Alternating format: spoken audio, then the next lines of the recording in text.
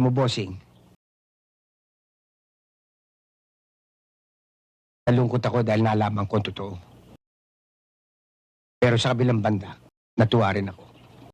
Bakit mo naman nasabi yun? Nalungkot ako dahil nawalan ako ng isang tunay na kaibigan. Alam mo si Bossing Ador, basta lumapit ako dyan, hindi ako nagdadalawang salita. Buhay ko yan eh. Sa kabilang dako, natuwa rin ako. Dahil sa mamamagitan mo, parang buhay din si Bossing Ador. Kasi tinik mo rin yung utol mo eh. Putok na putok dun sa headquarters nung nagtatarget ka. Tsaka yung binanatan mong adik na amok, meron doon lumalabas sa baril mo parang kwitis. Bossing, pwedeng makita yung bakal mo? Uy, kilala ko ito ah. 13 kargada nito, no? Regalo sa akin yan isang kaibigan. Eh, yung mga balang ng kwitis. Wala na yun, Titong. Ilan-ilan lang yun eh. Pero balita ko eh, 2 yung bakal mo. Ngayon, sinisiguro ko na. Tuloy na ang labang inumpisa ni... Salamat sa pagtitiwala mo, Titong. Siya nga pala, nung pinapapalo up ko tungkol sa droga. Kaya nga, pinapunta kita rito eh.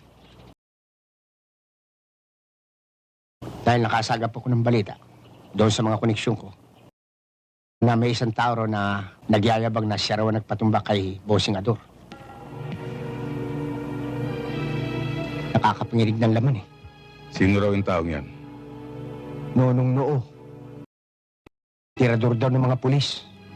4 na pulis na raw ang pinatutumba nun eh. Pero Bossing Cardo, alam ko kung saan siya tumatarima. A few moments later.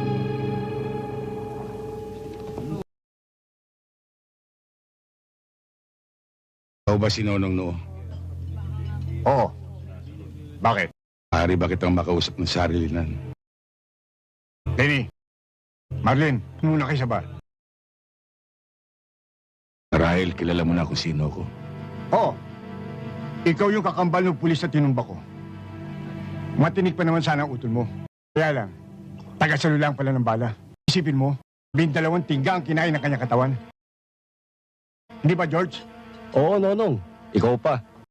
Wala ka pa naman binirang sumablay ah. Kaya kung iniisip mo umirit, huwag mo na ituloy. Baka magaya ka pa sa utol mo. Ewan ko lang. Pero ang iniisip ko ngayon, kung ilang bala naman ang sasaluhin ng katawan mo.